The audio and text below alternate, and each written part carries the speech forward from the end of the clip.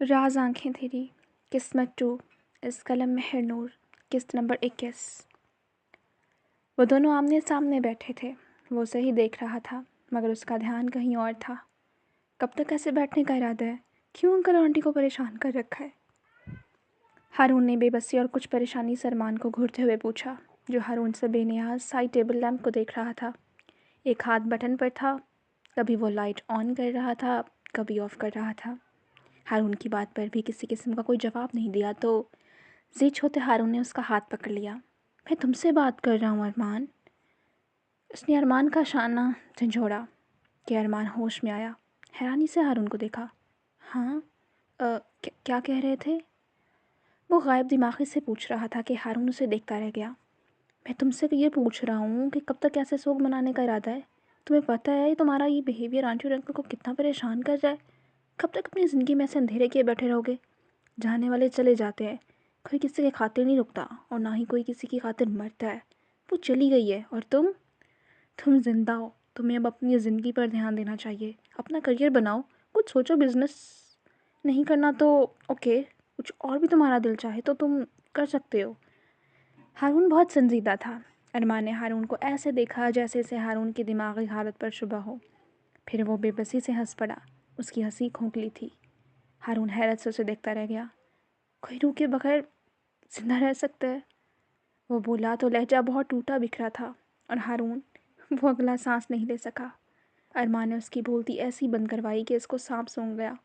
कितनी देर बाद जाकर उसके सुन जिस्म में हरकत पैदा हुई।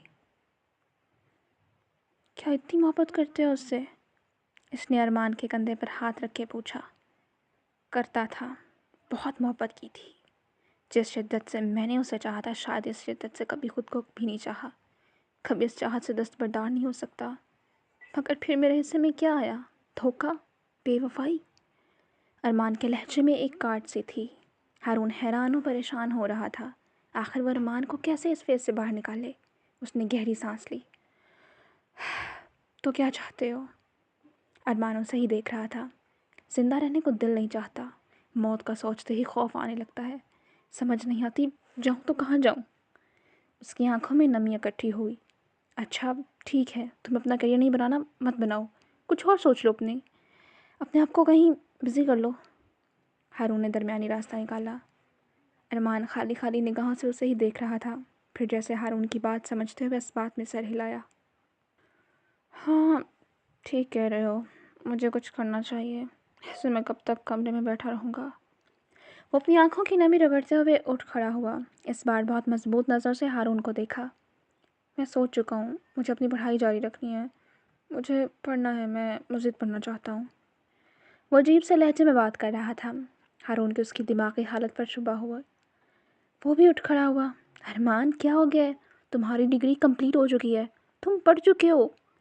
हारून के दिल को धचका सा लगा। अरमान की ऐसी हालत देखने से बेहतर शायद सौ सौ मौत मरना था। अरमान अभी भी उससे खाली निगाहों से देख रहा था। मुझे मज़ीद पढ़ना है, मैं एमफिल के बाद पीएचडी करूँगा और मुझे यहीं पाकिस्तान में पढ़ना है, कहीं नहीं जाना। वो सख्ती से अपना फ़ैसला सुनाता हुआ ड्रेसिंग रूम में जाकर बंद हो गया और हारून वो कितनी ही देर इस खाली कमरे को घूरता रह गया। फिर एक गहरी सांस लेते वो कमरे से बाहर निकला। कुछ देर बाद वो ज़ुबिया बेगम और शराजी साहब के सामने बैठा था। उन दोनों ने भी हारून को अरमान से बात करने के लिए, इसे समझाने के लिए बुलाया था, क्योंकि वो ज़ुबिया बेगम और शराजी साहब की कोई भी बात नहीं सुन रहा था। कमरे में एक अजीब सी खामोशी थी। मुझे लगता है अंकल, वो जैसा कह रहा है फ़िलहाल उसे वैसे करने दें। वो इस हालत में नहीं है कि अपना करियर इस्टेब्लिश कर सके। अगर वो पढ़ाई करने के ज़रिए अपना माइंड डाइवर्ट करना चाहता है तो मुझे नहीं लगता कि इसमें कोई हर्ज है। मैं आपसे रिक्वेस्ट करूँगा कि अरमान की हालत के पेश नज़र से किसी भी किस्म की परेशानी मत दीजिएगा। वो क्या कहने की कोशिश कर रहा था शराजी साहब बहुत अच्छे से समझ गए। उन्होंने कुछ नहीं कहा। उन्होंने अरमान को मज़ीद आगे पढ़ने की इजाज़त दे दी। इसके बाद अरमान ने यूनिवर्सिटी में एडमिशन ले लिया, तो फिर हारून कैसे उससे दूर रहता? वो भी इसके साथ यूनिवर्सिटी में दोबारा एडमिशन ले चुका था। अनाबिया भी उसी यूनिवर्सिटी में पढ़ रही थी और अनाबिया की खुशी का कोई ठिकाना ही नहीं था कि अरमान ज़रीन को भूलकर अब अपनी ज़िंदगी में मस्त हो गया है। मगर उसके वहम गुमान में भी ये नहीं था कि अरमान आलम ज़रीन को एक पल के लिए भी नहीं भूला। वो अपने आप में रहता था, यूनिवर्सिटी में किसी से भी ज़्यादा बात नहीं करता था। उसके बस चंद एक दोस्त ही थे जो स्कूल लाइफ से साथ थे। ہارون اس کے ساتھ سائے کی طرح رہتا تھا۔ ارمان کی خوبصورتی، اس کی پرسنالٹی، اس کا دلکش چہرہ، لڑکیاں بہت جلدی اس کی طرف اٹریکٹ ہو جاتی تھیں۔ اور انابیہ یونیورسٹی میں زخمی ناگن بنی پھنکارتی ہر لڑکی کو ارمان عالم سے دور رہنے کی تاکید کرتی، کیونکہ وہ صاف طور پر کہہ چکی تھی کہ ارمان عالم صرف اس کا ہے۔ پورے 2 سالوں میں انابیہ نے لڑکیوں کا جینا حرام کر دیا تھا۔ اب تو لڑکیوں کو اتنا پتہ چل گیا تھا کہ اگر وہ ارمان عالم کو دیکھیں گی تو انابیہ ان کی جان نکال دے گی۔ انابیہ تھی بھی بہت پاگل اور جنونی، اور اس کا پاگل پن تو سب جانتے ہی تھے، مگر ارمان عالم کو انابیہ کے ہونے یا نہ ہونے سے کوئی فرق نہیں پڑتا تھا۔ وہ ریزرو سا رہنے والا بندہ، اس نے کبھی زرین کے علاوہ دنیا کی کسی لڑکی کو دیکھنے کا سوچا ہی نہیں تھا۔ اس کی زندگی تو زرین نامی اس لڑکی سے شروع ہو کر اسی لڑکی پر ختم ہو جاتی تھی۔ اس کی زندگی کے 2 سال مزید گزر گئے تھے۔ اپنی ڈگری پوری کرنے کے بعد وہ ایک عجیب فیصلہ کر چکا تھا۔ ہارون حیران و پریشان سا اس کے سامنے بیٹھا اسے دیکھ رہا تھا۔ کیا پولیس فورس جوائن کرنا چاہتے ہو؟ وہ حیران نہ ہوتا، ایسے کیسے ممکن تھا؟ ہاں، مجھے اگر کچھ کرنا ہے تو صرف پولیس والا ہی بننا ہے، اور ویسے بھی یہ میری ضد ہے۔ اس نے صاف ہارون کو اپنا فیصلہ سنا دیا۔ اس کے کانوں میں کہیں دور سے وہ خوبصورت آواز پڑ رہی تھی۔ آپ کو پتہ ہے، میرے بابا تو پولیس میں تھے، مجھے اپنے بابا سے بہت پیار ہے، مجھے وہ بہت یاد آتے ہیں، لیکن مجھے بہت کچھ بھولتا جا رہا ہے۔ کبھی کبھی میرا دل چاہتا ہے کہ آپ بھی بڑے ہو کر پولیس والے بن جائیں، بالکل بابا کی طرح۔ ہر وہ لڑکی جو اپنے بابا کی شہزادی ہوتی ہے، وہ اپنے پسندیدہ مرد یا پھر اس مرد جو اس کی زندگی میں لائف پارٹنر کے طور پہ شامل ہونا چاہتا ہے، اسے یہی توقع کرتی ہے کہ وہ اس کے باپ کی طرح ہو۔ اور ارمان عالم فیصلہ کر چکا تھا کہ اسے اب زندگی میں صرف پولیس والا ہی بننا ہے۔ جیسے ہی ہارون نے یہ بات صوبیہ بیگم اور شیرازی صاحب کو بتائی تو انہیں پہلے تو 440 والٹ کا کرنٹ لگا۔ کیا یہ تم کیا کہہ رہے ہو؟ شیرازی صاحب کے چہرے پر غصے کے تاثرات تھے۔ ہارون ان کے نسبت کافی سنجیدہ تھا۔ میں نے اسے کافی سمجھانے کی کوشش کی ہے کہ اسے کس چیز کی کمی ہے، اسے کیوں ایسی رسکی اور ٹف جاب کرنی ہے، مگر وہ کسی بھی صورت اپنے فیصلے سے پیچھے ہٹنے کے لیے تیار نہیں ہے۔ وہ صاف کہہ چکا ہے کہ اسے صرف پولیس فورس میں ہی جانا ہے، اور میں نے فیصلہ کیا ہے کہ میں ارمان کو اکیلا نہیں چھوڑ رہا، اس لیے میں بھی اس کے ساتھ پولیس فورس جوائن کروں گا۔ میں ہمیشہ اس کے ساتھ اس کی حفاظت کے لیے اس کے پیچھے کھڑا رہوں گا۔ آپ پریشان مت ہو انکل، وہ جو بھی کرنا چاہتا ہے اسے کرنے دیں۔ زندگی کے 24 سال آپ نے اس پر کنٹرول رکھا ہے، مجھے نہیں لگتا کہ اب آپ کو مزید ارمان کو آپ کی مرضی سے زندگی گزارنے کے لیے فورس کرنا چاہیے۔ وہ ایڈلٹ ہے، اپنی مرضی سے زندگی گزارنا چاہے تو گزار سکتا ہے۔ کبھی کبھی والدین کی بے جا پابندی بھی اولاد کے لیے وبال جان بن جاتی ہے۔ آپ سے یہ ریکویسٹ کروں گا کہ پلیز آپ اس کے باپ بنیں، اسے سمجھیں، اور بزنس کا کیا ہے، وہ فی الحال آپ سنبھال رہے ہیں نا، تو ہو سکتا ہے خدا نے فیوچر میں آپ کے بزنس کے لیے بہت بہترین سوچا ہو۔ وہ شیرازی صاحب کو بہت عقل مندی سے سمجھا رہا تھا۔ اس کے سمجھانے کا اثر تھا کہ شیرازی صاحب سمجھ گئے۔ صوبیہ بیگم کو بھی کچھ حوصلہ ہوا۔ ہارون ارمان کے ساتھ ہونا کسی نعمت سے کم نہیں تھا۔ جس طرح اس مشکل حال میں ہارون نے ارمان کو سنبھالا تھا، شاید کوئی بھی سنبھال نہ سکتا۔ اور پھر وہ وقت بھی آیا جب ارمان پولیس کی وردی پہنے شیشے کے سامنے کھڑا تھا۔ اس نے زرین سے کیا ہوا وعدہ پورا کر دیا تھا۔ میں نے تو تم سے کیا ہر وعدہ پورا کیا زری، مگر تم نے جو میرے ساتھ کیا میں کبھی قیامت تک نہیں بھولوں گا۔ وہ بے بسی سے بڑبڑایا۔ ہارون اور ارمان دونوں نے پولیس فورس ایک ساتھ ہی جوائن کی تھی، مگر ارمان کی قابلیت کی وجہ سے اسے پروموشن مل گیا۔ اس طرح وہ ایک وقت میں شہر کا ASP بن گیا۔ وقت مزید کچھ آگے سرک گیا تھا۔ ارمان عالم شہر کا ایک ابھرتا ستارہ تھا۔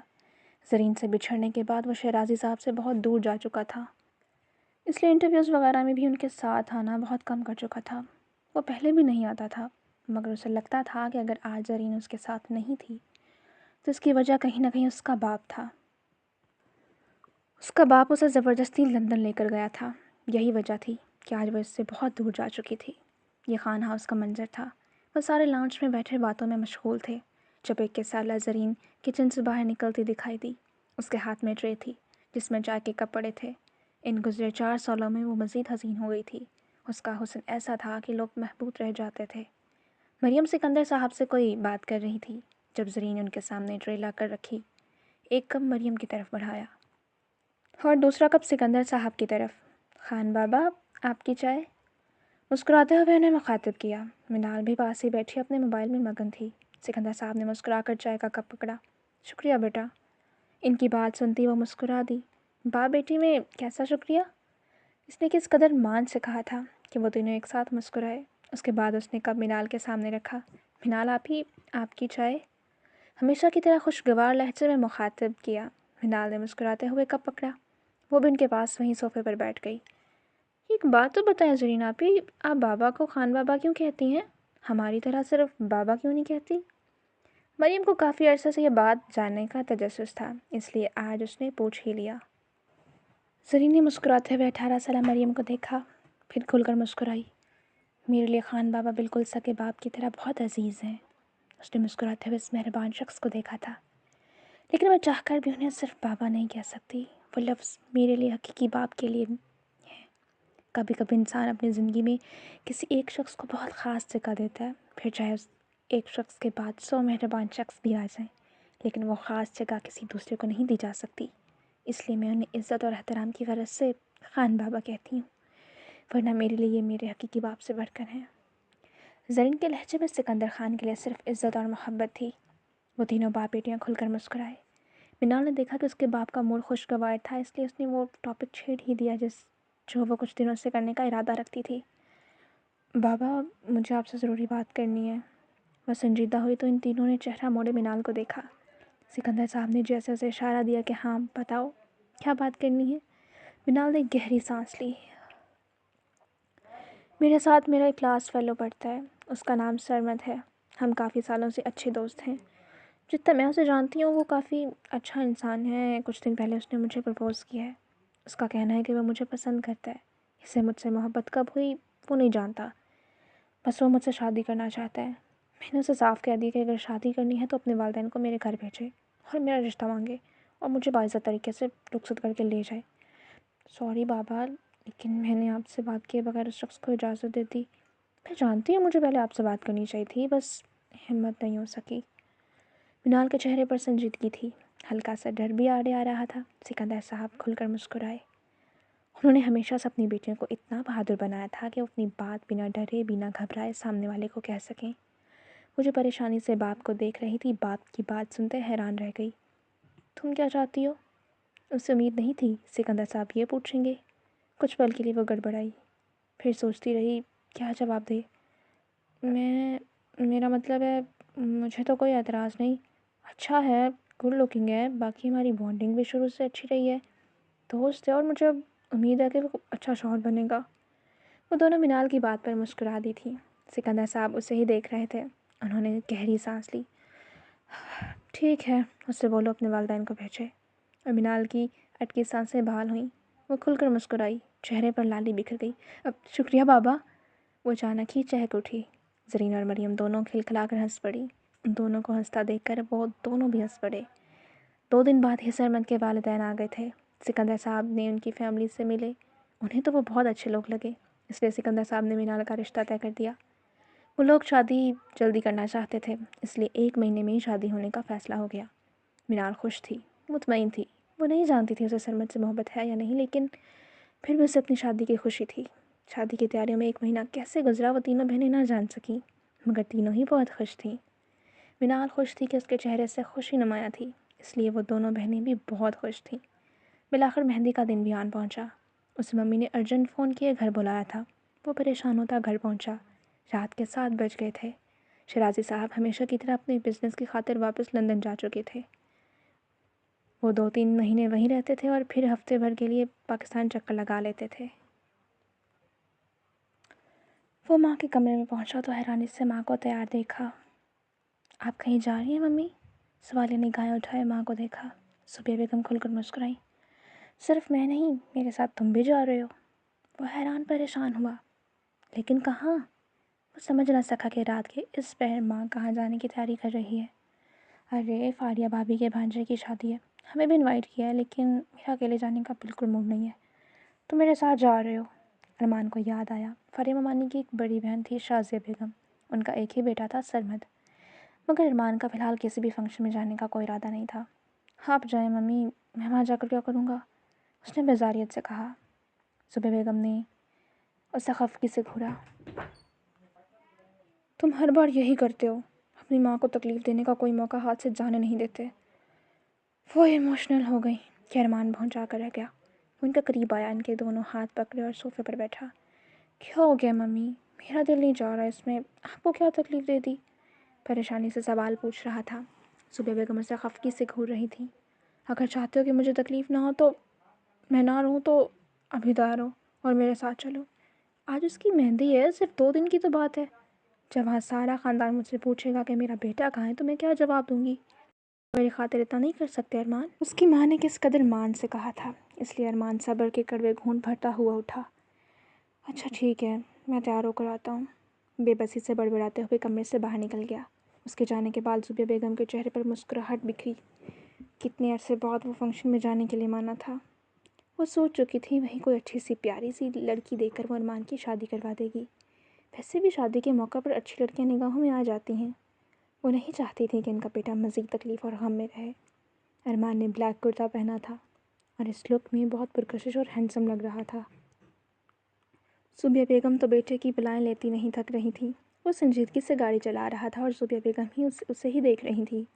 آج تو سرمد سے زیادہ تم پیاری لگ رہے ہو۔ بس میں سوچ چکی ہوں شادی والے گھر میں کوئی اچھی سی لڑکی دیکھ کر تمہارا بھی رشتہ پکا کر دوں گی۔ وہ جو سکون سے گاڑی چلا رہا تھا، ماں کی بات سنتے اس کے 14 طبق روشن ہو گئے۔ اس کا پاؤں بہت زور سے بریک پر پڑا۔ شوقیہ نگاہوں سے ماں کو دیکھا۔ ممی، اگر آپ مجھے اس نیت سے وہاں لے کر جانا چاہتی ہیں تو میں واپس چلا جاؤں گا، لیکن مجھے شادی نہیں کرنی تو نہیں کرنی۔ میری زندگی میں اگلے 10 سالوں تک شادی کا کوئی نام و نشان نہیں۔ اس کی آنکھوں میں تکلیف تھی، لہجے میں بے بسی اور کاٹ تھی۔ زبیہ بیگم نے تکلیف سے اسے دیکھا۔ ان کا پیارا بیٹا کس قدر مرجھا گیا تھا۔ اس سے پہلے وہ واقعی واپس جانے کے لیے پلان بناتا، زبیہ بیگم نے اپنے تنے اعصاب ایک دم ڈھیلے کر دیے۔ اچھا ٹھیک ہے، کوئی بات نہیں، تم سکون سے گاڑی چلاؤ۔ ماں کو جانچتی نگاہوں سے دیکھتے ہوئے وہ دوبارہ گاڑی چلانے لگا۔ پہلے وہ لوگ شازیہ بیگم کے گھر گئے، پھر وہیں سے سب نے خان ہاؤس جانا تھا۔ انابیہ نے گولڈن لہنگا پہنا ہوا تھا اور ارمان کو شادی میں شرکت کرتے دیکھ وہ گہرائی سے مسکرائی۔ ارمان، میں کیسی لگ رہی ہوں؟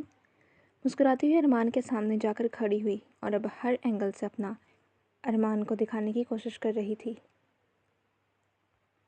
ارمان نے ایک سرسری سی نظر اسے دیکھا۔ اس کے ہاف سلیوز، گہرا گلا، اس کا پیٹ اور کمر بھی واضح تھی کیونکہ اس نے بلاؤز چھوٹا پہنا ہوا تھا۔ ارمان کے چہرے پر ناگواری آئی، وہ اپنا چہرہ پھیر گیا۔ انابیہ اس کے فیس ایکسپریشن سے بے خبر دوبارہ پوچھ رہی تھی، بتاؤ نا ارمان، میں کیسی لگ رہی ہوں؟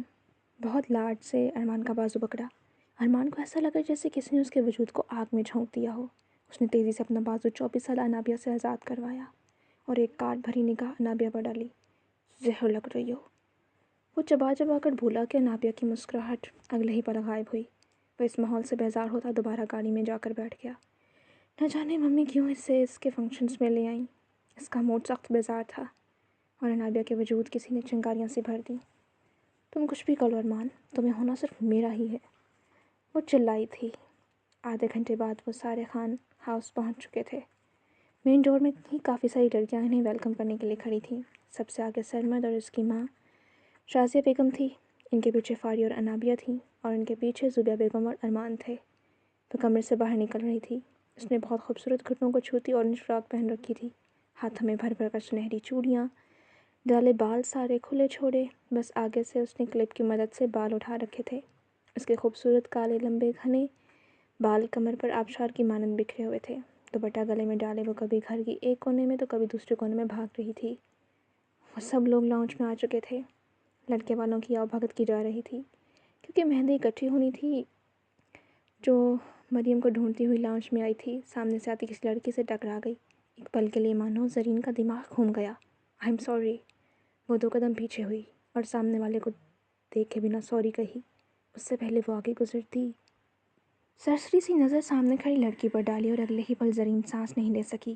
وہ انابیہ ملک تھی۔ زرین کو حیرت کا شدید جھٹکا لگا۔ انابیہ بھی اتنی ہی شوق تھی۔ وہ زرین کو پہچان چکی تھی۔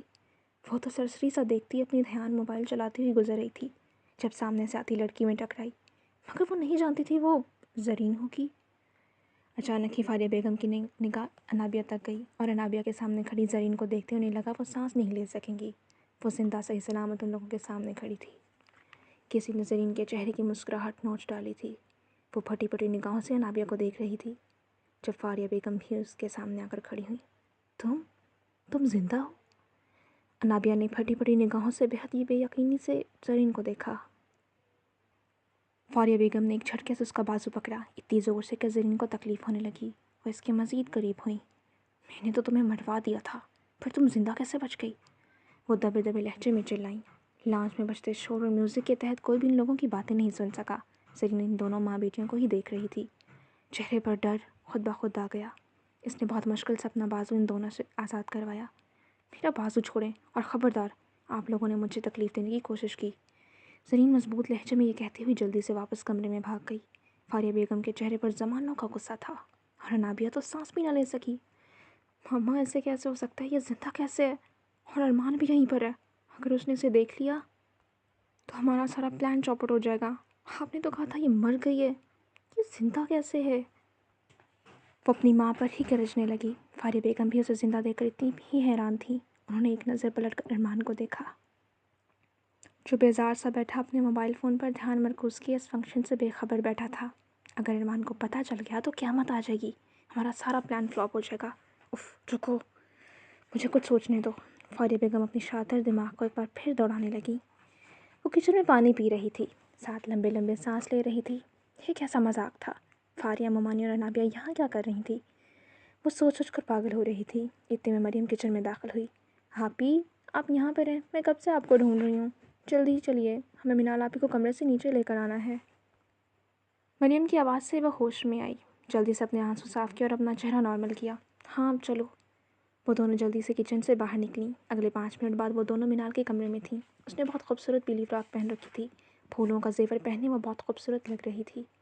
मिनाल ने एक नज़र जरीन को देखा, जिसका चेहरा मुरझाया सा था, जैसे वो अचानक ही परेशान हो गई थी।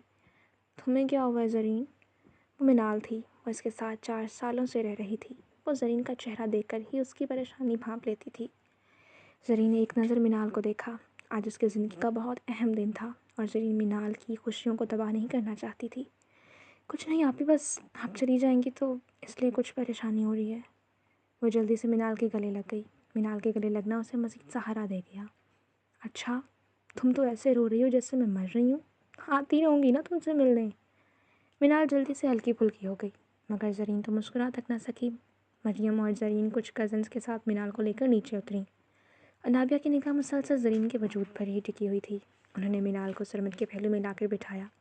फारिया बेगम और अनाबिया उठकर उन दोनों के पास आ गई। सरमद मुस्कुरा रहा था। मिनाल, ये मेरी खाला है और ये इनकी बेटी अनाबिया। अनाबिया के नाम पर मिनाल कुछ ठटकी थी, मगर उसे सिर्फ अपना वहम समझा। उसने उन दोनों को सलाम किया।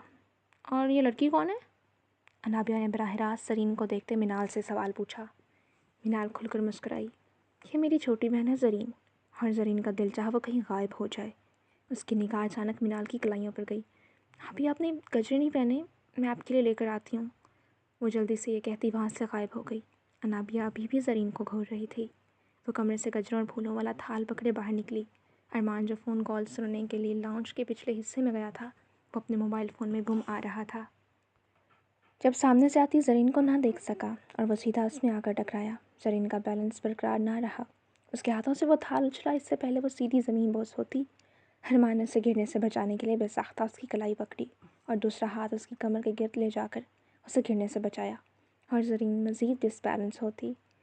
उसने बेसाख्ता अरमान के कुर्ते को सीने के मकाम से मुट्ठियों में दबोचा। थाल में मौजूद तमाम गुलाब के फूल हवा में उछलते इन दोनों के ऊपर आ गिरे। जरीन ने जैसे ही चेहरा ऊपर उठाया, अरमान को देखा। कुछ पलों के लिए वो साकत रह गई। दिल अलग ही अंदाज में धड़का। लाउंज में मौजूद हर फर्द की निगाह इन दोनों तक गई। अनाबी और फारिया बेगम के वजूद में किसी ने चिंगारियाँ भड़का दी। और सुबह बेगम के चेहरे पर न जाने क्यों लेकिन खुद ब खुद मुस्कुराहट बिखर गई। वो दोनों यकटक एक दूसरे को देखे जा रहे थे। वो इसकी काली आंखों को देख रहा था। ऐसा लग रहा था जैसे इन आंखों में कोई गहरा राज बसा है और वो इसकी सिरमई आंखों में ही खो गई थी। कितने सालों बाद इसने ये आंखें देखी थी, मगर इनमें जो तासुर था वो अजनबी था। वो कभी भी जरीन ने नहीं देखा था। कुछ पलों के लिए उसे लगा जैसे उसके सामने अरमान खड़ा है, मगर फिर इसे अपना वहम समझते हुए वो सीधी होने की कोशिश करती एक बार फिर अरमान के सीने पर गिरते गिरते बची। अरमान के गिर जैसे कोई सहर टूटा था। उसने एक झटके से जरीन को छोड़ा। जरीन का चेहरा शर्म से लाल हो गया। I am sorry. वो माफ़ी मांगती हुई चेहरा झुका गई। जरीन बेटा। इतने में सिकंदर खान, जो लाउंज से अंदर दाखिल हो रहे थे, انہوں نے زرین کو پکارا اور زرین نام سنتے ارمان کا سارا وجود ساکت رہ گیا۔ زرین نے چہرہ موڑے سکندر صاحب کو دیکھا جو اسے اپنے پاس آنے کا اشارہ کر رہے تھے۔ آئی خان بابا، وہ مسکراتی ہوئی ان کی جانب چلی گئی، مگر ارمان وہ وہیں کہیں ساکت ہو گیا۔ ایسا نہیں ہو سکتا، اس نے اپنے آپ کو لاکھ سمجھانے کی کوشش کی۔ نہیں، وہ اس کی زرین نہیں تھی، صرف ایک نام ہی تو ملتا جلتا تھا۔ وہ جتنی دیر اس فنکشن میں رہا بیزار اور پریشان ہوتا رہا۔ اس کی نگاہ بار بار اس لڑکی کی جانب اٹھ رہی تھی جو مینال کے پاس بیٹھی اس کے کان میں کچھ کہہ رہی تھی، اور وہ دونوں بہنیں کھلکھلا کر ہنس پڑیں۔ بالآخر مہندی کا فنکشن اپنے اختتام کو پہنچا، لیکن سارے فنکشن میں زرین اور فاریہ بیگم کے ساتھ انابیہ تینوں اپنی اپنی جگہ بے چین رہیں۔ انابیہ کا بس نہیں چل رہا تھا زرین کو جان سے مار دے، مگر فاریہ بیگم کے دماغ میں کچھ اور ہی چل رہا تھا۔ وہ سب لوگ اپنے گھروں کو لوٹ آئے، مگر ارمان وہ ساری رات نہیں سو سکا۔ اس کے کان میں صرف ایک آواز گونج رہی تھی، زرین، زرین بیٹا۔ وہ شخص اسے زرین کہہ کر پکار رہا تھا۔ وہ غصے سے چکر پر چکر کاٹ رہی تھی۔ آپ نے تو کہا تھا وہ مر گئی ہے ممی، وہ زندہ کیسے ہے؟ وہ چلا رہی تھی۔ انابیہ میری جان، میری بات سنو، فکر مت کرو، میں اس کا جینا حرام کر دوں گی، وہ کبھی بھی ارمان کی زندگی میں شامل نہیں ہو سکے گی۔ فاریہ بیگم نے انابیہ کو کول ڈاؤن کرنے کی کوشش کی اور اس نے آواز اٹھاتے زمین پر دے مارا، میں پریشان مت ہوں ممی، آپ نے دیکھا نہیں اتنے سالوں بعد بھی وہ ارمان کے سامنے آ گئی، کس طرح اس کی باہوں میں کھڑی تھی، اور ارمان وہ بس جاننے ہی والا تھا کہ وہ وہی زرین ہے۔ وہ تو اسے موقع نہیں ملا، ورنہ وہ بال کی کھال اتارنے سے بھی پرہیز نہ کرتا، اور آپ کہہ رہی ہیں میں کول ڈاؤن ہو جاؤں؟ وہ چلا رہی تھی، وہ بالکل کوئی پاگل جنونی عورت لگ رہی تھی۔ اچھا پریشان مت ہو، مجھے سرمد سے بات کرنے دو۔ انہوں نے بہت مشکل سے انابیہ کا غصہ ہینڈل کیا۔ اس کے بعد انہوں نے سرمد کو فون میں لایا، سرمد کو ساری بات سمجھائی۔ سرمد کچھ پریشان تھا۔ خالہ، آپ لوگ میری شادی تباہ کرنے کی کوشش کر رہی ہیں، جو پلان آپ نے بنایا ہے اس کی وجہ سے اور کچھ بھی نہ ہو تو میری شادی تباہ ہو جائے گی۔ اس کے چہرے پر بیزاری آئی، مگر فاریہ بیگم نے اسے مطمئن کر دیا، فکر مت کرو، جب ان کی بیٹی کو بدنام کیا جائے گا تو دیکھنا اس کا باپ تمہارے پیروں میں گڑ گڑا کر اپنی بیٹی کے لیے بھیک مانگے گا۔ وہ یہ کہے گا کہ بس میری بیٹی سے شادی کر لو، اور وہ لڑکی بھی بدنام ہو جائے گی، اور تمہاری شادی بھی ہو جائے گی، اور تمہاری عزت بھی بڑھ جائے گی۔ انہوں نے سرمد کو یقین دلایا۔ انابیہ اپنی ماں کو ہی دیکھ رہی تھی۔ اور کیا کرنے والی ہیں آپ؟ وہ سختی سے پوچھ رہی تھی۔ بس کچھ نہیں، 4 سال پہلے جو اس پر الزام لگایا تھا، اس الزام کو حقیقت میں بدلنے کا وقت آ گیا ہے۔ زرین کو اتنا بدنام کرنا ہے کہ ارمان جیسا شخص اس بات پر یقین کرے کہ وہ زرین ہو ہی نہیں سکتی جسے وہ جانتا تھا۔ یہ زرین تو کوئی اور ہی لڑکی ہے۔ اگر اس کے دماغ میں کہیں دور کوئی شک بھی پڑے تو وہ نکل جائے گا۔ ہمیں کسی بھی طرح سے ارمان اور زوبیہ آپا کا دھیان اس لڑکی کی طرف کرنا ہے، مگر اس طرح کہ ہمیں اس کی امیج خراب کرنی ہے۔ تم تو جانتی ہو ارمان تو کبھی اپنے کپڑوں پر ایک سلوٹ نہیں آنے دیتا، تو پھر اس لڑکی کی طرف کیسے اٹریکٹ ہوگا جس کا کردار ہی خراب ہو؟ ارمان نے اسے کہیں 8-10 سال پہلے دیکھا تھا، اور ویسے بھی اس کی آنکھیں اب کالی ہیں، اس لیے وہ اسے پہچان نہیں پا رہا۔ اس کی شکل بھی کافی چینج ہو گئی ہے، اور جہاں تک رہی بات زرین کی، تو وہ بھی ارمان کو شاید اب تک پہچان نہیں پائی، کیونکہ 10 سالوں میں ارمان بھی بہت بدل گیا ہے۔ ہمیں بس ان دونوں کے انجان ہونے کا فائدہ اٹھانا ہے۔ فاریہ بیگم کے چہرے پر شیطانی مسکراہٹ تھی۔ انابیہ بھی کچھ مطمئن لگ رہی تھی۔ انہیں لگ رہا تھا کہ اگر وہ زرین کو بدنام کر دیں گی تو شاید ارمان کا دھیان زرین سے ہٹ جائے اور اسے ہر زرین نام کی لڑکی سے نفرت ہو جائے گی۔ شادی کا دن بھی آن پہنچا۔ مینال کل رات سے شاید کوئی 100 بار پوچھ چکی تھی کہ کیا بات ہے، مجھے پریشان لگ رہی ہو، مگر زرین اسے نہیں بتا رہی تھی۔ وہ مینال کو پریشان نہیں کرنا چاہتی تھی۔ کوئی بات نہیں ہے اپی، بس آپ پریشان مت ہوں۔ وہ دلہن بنی سرخ اور گولڈن لہنگے میں قیامت ڈھا رہی تھی۔ زرین نے بھی مہرون فراک پہنی ہوئی تھی۔ بارات آنے والی تھی۔ وہ دعا کر رہی تھی کہ آج اس کا سامنا فاریہ بیگم یا پھر انابیہ سے نہ ہی ہو، مگر قسمت بری، بارات کا انتظام خانہ ہاؤس میں ہی کیا گیا تھا، کیونکہ بارات میں بہت زیادہ لوگ موجود نہیں تھے۔ شادی بہت بڑے پیمانے پر نہیں ہو رہی تھی، اس لیے سکندر صاحب نے نظام گھر پر ہی کیا تھا۔ آج ارمان نے پینٹ شرٹ پہنی ہوئی تھی، اور اس حلیے میں وہ وہاں موجود ہر لڑکی کے دل پر بجلیاں گرا رہا تھا۔ فاریہ بیگم، انابیہ اور سرمد کا پلان فل پروف تھا، لیکن کوئی نہیں جانتا تھا کہ ان کا پلان ان پر ہی الٹ جائے گا۔ میں ذرا مٹھائی لے کر آتی ہوں، اس نے مریم کو مخاطب کیا اور کچن میں جا کر غائب ہو گئی۔ سمجھ نہیں آ رہی تھی کہ یہ بات وہ مینال کو بتائے یا نہ بتائے کہ اس کی خالہ ساس ہی وہ عورت ہے جس نے زرین کو جان سے مارنے کی کوشش کی تھی۔ اتنے میں کوئی قدم قدم چلتا کچن میں داخل ہوا اور کچن کا دروازہ بند کیا۔ اچانک ہی کچن میں اندھیرا ہو گیا، کیونکہ وہ بنا لائٹ آن کیے ہی کچن میں کھڑی تھی۔ دن کا وقت تھا، اس لیے لائٹ جلانے کی ضرورت نہیں پڑی۔ اس نے پلٹ کر پیچھے دیکھا، سارا کچن اندھیرے میں ڈوبا ہوا تھا۔ بس کسی کے قدموں کی چاپ تھی جو وہاں پر محسوس ہو رہی تھی۔ کون ہے؟ زرین نے گھبراتے ہوئے پوچھا، مگر کوئی نہیں بولا۔ اچانک کوئی اس کے بہت قریب آیا اور اس کی کلائی دبوچی کہ زرین کا سارا وجود خوف سے کانپ گیا۔ کون ہو تم؟ ہاتھ چھوڑو۔ زرین نے اپنا ہاتھ چھڑوانے کی کوشش کی، مگر اگلے ہی لمحے اس شخص کا سخت ہاتھ زرین کے لبوں تک آیا اور زرین کو ساری آوازیں حلق ہی میں دب گئیں۔ میں ہوں تمہاری تباہی۔ اس نے زرین کے کان میں سرگوشی کی۔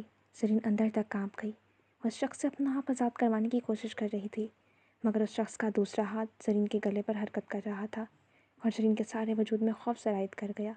اتنے میں کچن کا دروازہ کھلا اور دہلیز میں ارمان کھڑا تھا، مگر سامنے کا منظر دیکھتے ہوئے ارمان کی آنکھیں حیرت سے پوری کھل گئیں۔ اس نے دیکھا وہ مہرون فراق والی لڑکی جو کل اس سے ٹکرائی تھی وہ کچن میں شیلف کے سامنے کھڑی تھی۔ وہ دوسرا مرد اس کے بہت قریب تھا، اتنا کہ وہ ان دونوں کی سانسیں ایک دوسرے کے چہرے پر پڑ رہی تھی۔ دروازہ کھلنے کی آواز سے اس شخص کی گرفت زرین کے گرد ڈھیلی پڑی۔ زرین نے بہت مشکل سے اس شخص سے خود کو چھڑوایا اور اگلے ہی پل اس کا ہاتھ اٹھا اور سامنے کھڑے مرد کے منہ پر ایک تھپڑ دے مارا، اور پھر اس نے اسی حیرانی سے دروازے کی جانب دیکھا جہاں ارمان آنکھوں میں ناگواری اور نفرت لیے ان دونوں کو گھور رہا تھا۔ ارمان کے پیچھے ہی انابیہ، فاریہ بیگم اور شازیہ بیگم کھڑی تھیں، اور زرین انابیہ اور فاریہ بیگم کے چہرے پر صاف شاطرانہ مسکراہٹ دیکھ سکتی تھی۔ اس کا سانس رک گیا، کیونکہ ان سب کے چہرے بتا رہے تھے کہ وہ کیا سمجھ گئے ہیں۔ جاری ہے۔